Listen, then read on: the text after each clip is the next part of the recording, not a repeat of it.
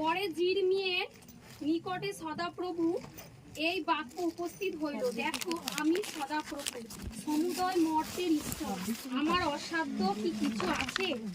Amen. আমাদের জীবনে যখন বড় বড় রোগ সমস্যা আছে, আমরা কি ভাবি যে আমরা এই রোগ দেখে সুস্থ হতে পারবো? ভাবি না, ভাবিনি, আমরা এখন প্রত্যেকেই ভাবি, তাই তো? ডাক্তারের যেখানে শেষ, আমার ঈশ্বর কি বলেছে সেখানে আমার শুরু, তাই তো? সে ক্রুশে গিয়েছিল শুধু আমাদের জন্য।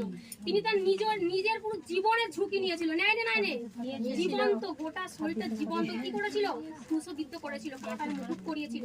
কিন্তু আমাদের একটুখানি সামান্য ছুট ফুটে গেলে কি হয়? আমরা অস্থির হয়ে যাই, একে তাকে ডাকাডাকি করি, তাই তো? মানে ব্যর্থ হয়ে পড়ি।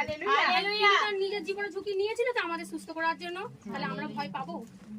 ভয় পাবো না তো যে আমরা মারা যাবো? তো